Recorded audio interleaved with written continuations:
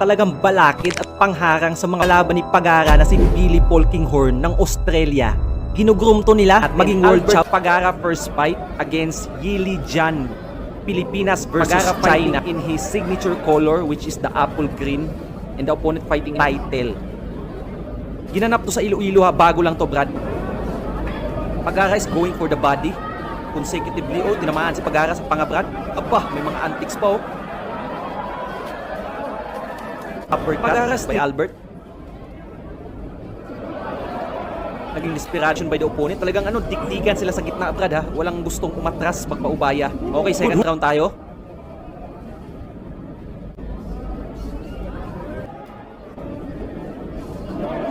Ito yung mga laban na talagang matibaya. Good hook.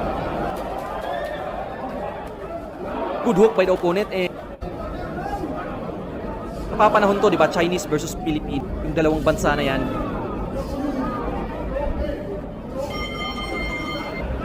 Third round tayo.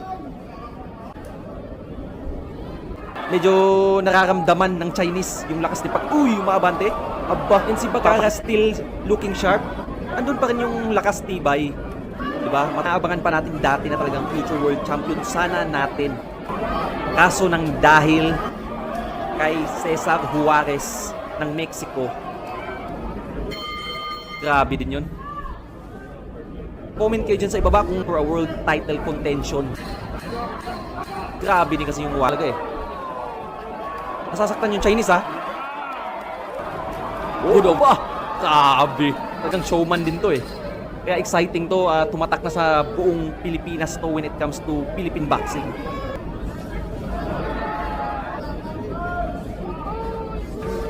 So far so good. Fifth round tayo. Pagara is going for the head and the opponent. Di ba mga kababayan, may mga laban pa yung kalaban mismo ni Pagara na sobrang galing din. Makikita nyo.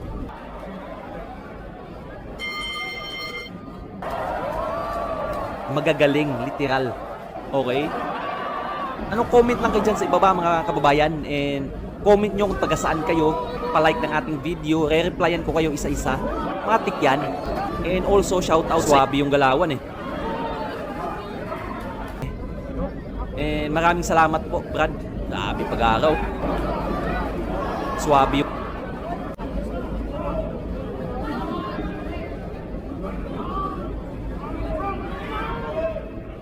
binubuli ni Pagara.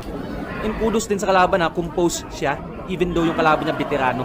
Solid yun ha, sa panga.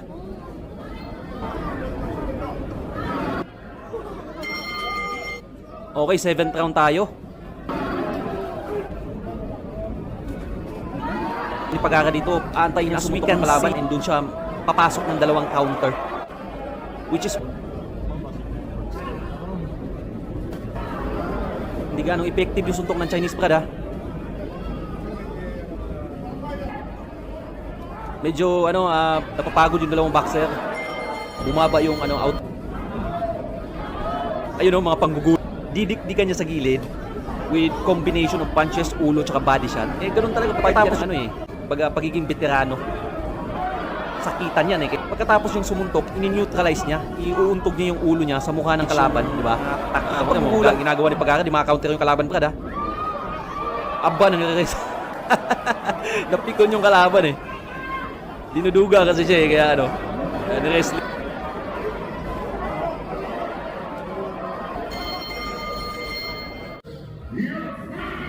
Ito mainit na raw ito, di ba?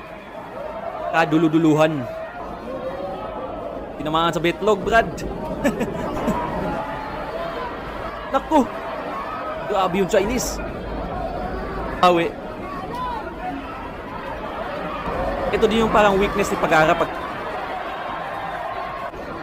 siyempre binanatan, Brad. Naku! Nag-iinit yung crowd ha. Ganda ng laban. Pagara, Billy Polkinghorn.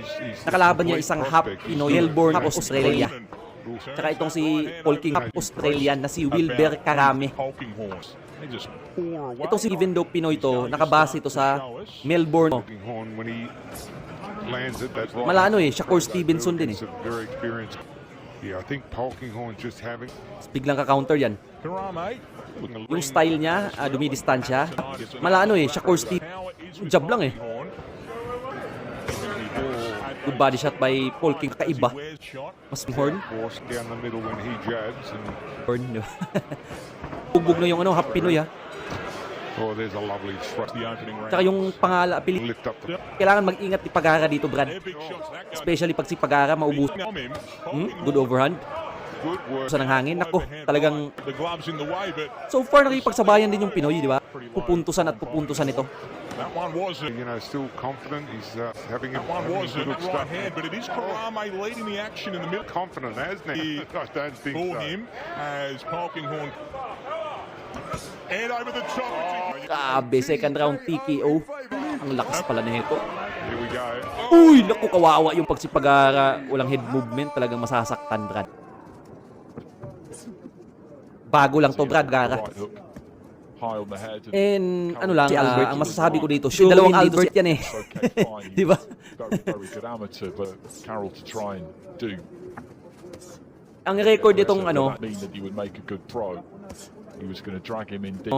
Batir Gazeb. Mababa pa lang yung professional nito pero ano, yung amateur sobrang taas ng experience niya. Much early on here. Gawin niya.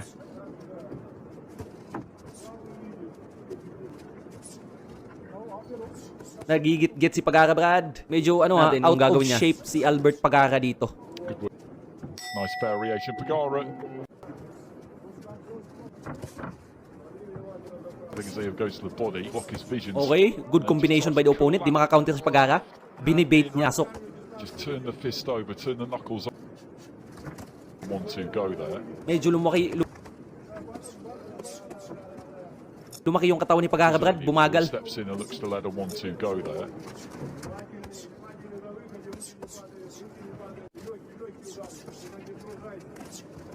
Hindi nakapag-counter si Pagara. There's not much He's still looking for a big punch counter. Naantay niyang magkamali yung kalaban. Anim na suntok yun ha, hindi nakapag-counter si Pagara. The other attack, in other words, not be particularly ambitious. This is kind of what you get. He will throw the off. Aba, yung mga ganun kababayan, no? Third round tayo. And kung nagustuhan nyo yung mga gantong content, Brad, comment kayo dyan sa ibaba. Sa inyo, di ba? Siyempre, para lumaki yung community natin, pakilike din ang ating video. And gagawa pa tayo ng maraming laban na talagang medyo tinatawanan niya pero alam mo yon mga ganong antics. Maraming salamat po sa inyo mga yung boxer niyan. Nabubugbog si Pagara yung boxer niyan. Namumulan yung mukha ng kababayan natin, Brad. Pero malay mo may isang big counter to. Panoorin natin, no? Trying to keep that guard high. The Filipino left to the body from Badagaziev. Manages to tap an extent, slightly different stylistically, but Combination by the Pagara couldn't do even single scratch to the opponent, Brad. Sobrang effective ng mga suntok ng kalaban. Ang hirap counterin. Kasi, uy, yun. Fourth round tayo, ha? that right hand You know, to the parang fourth. pinupunas niya yung gloves niya eh. Badagaziev. To the fourth, and Badagaziev again. Parang may problema sa mata ni Pagara. To let those hands go. Pagara, pro fighter is braced for punches, then they can generally take them and survive them because he's got to try and hit Pagara with something that he's not dress it up in a way. that he Nakko, doesn't nabubugbog, quite Brad. see it. Yung babae. Something wrong. Nakko, binanatan yung katawan, Brad, ha? Yun lang counter by Pagara. Walang sagot yung kababayan natin. Smile there from Pagara. Ko sa corner yung team Pagara. Merong iniindang injury. Ewan ko sa braso ba yan, parang sa kamay o di. Corner stoppage yung nangyari dito, Brad. Panalong Albert yan eh. So Badagaziev. Sa Australia. Billy Polkinghorn versus Jomar Bago lang to, Brad, ha? Actually, last 2 months lang to. January 16, 2026.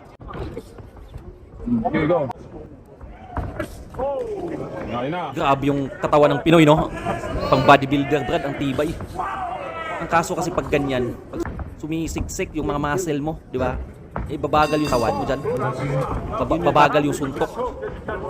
Tsaka kasi yung parang, kung napansin nyo, kaya yung mga boxer hindi naman ganun kalaki yung katawan talaga. Di ba? Batak na batak. Pag malaki kasi yung katawan mo, di ba? Kubayan natin, Brad, grabe itong Australiano na to. Ito yung mga kalaban ni Pagara, Brad. Ang tindi. Mabawi yung Pinoy ha. Isaksak mo sa loob, saksak. Good body shot by Paliwen. Paul Kinghorn umaabante. Binubuli niyo yung Pinoy. To si ano? Paul Kinghorn. Kailangan mag-ingat ni Albert dito. Balik Mar, balik Mar.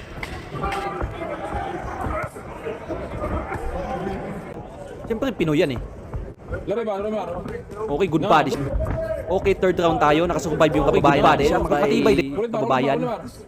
Yan, pagtiyang mo po. Oh, Pagbali sa'yo, apunin mo. ewan ko na lang. Mga ganyang katawan, no, di ba? Gisuntok ko eh. Aggressive.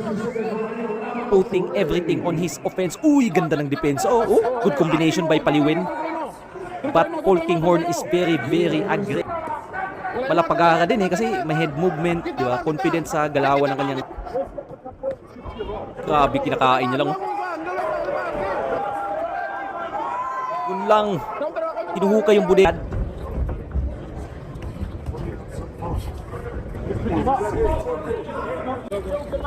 Kaya gustong-gusto ng mga Australiano, boxing up o di kaya contender. Kasi ito yung binibigay ng isang Pinoy. Magandang laban. Maliban kay Manny Pacquiao, syempre, automatic yan. Comment nyo sa ibaba. Sino yung mga idol nyo ngayon. Kaya manalo matalo Brad, saludo sa lahat ng boxer natin. Inaabangan nyo kayo kung sino yung mga idol na feeling nyo maging world champion in the future. Si Kenneth Liuverba, si Reggie Sugamno, marami pa tayong i-comment nyo kung taga saan kayo, di ba? Re-replyan ko isa-isa yan, babasahin natin. Comment sa pamilya nyo, shout out sa inyo, and chill always po sa suporta na binibigay nyo sa BFTV Sports.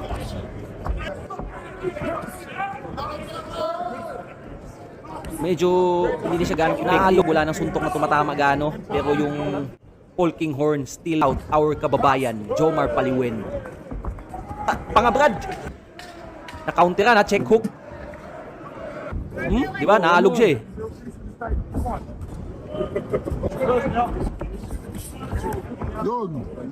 Mas naging effective yung suntok ni Pasto sa main event when it comes to very exciting fight. Pala sa Australia nung nakaraan, nung last month pala kasi sobrang talagang action pack yung laban na to. Pusto. Punta Mar. Ay, katawan, kanan mo yung kanan mo. Iniiling-iling lang ng Pinoy, no? Counter ma. Okay, tinatamaan yung matibay, Brad. And when you see, advantage din kasi yung Australiano. Haba yung kamay. Panalo si Paul Kinghorn via unanimous decision. Sabi ko, last fight tayo, Brad. Pinaka-latest fight ni Pagara. Osmonov ng Tajikistan. Para to sa IBA Pro Intercontinental Lightweight title. Itong 9 wins, 0 defeat with 5 knockouts. Ganun na. Future superstar ng iba't ibang bansa. Siya yung nagiging taga-testing. By the Osmonov, pero yung Pagara, may head movement na kumounter pa. Olympian style yung Osmonov kasi nga silver medalist to nung Olympics dati.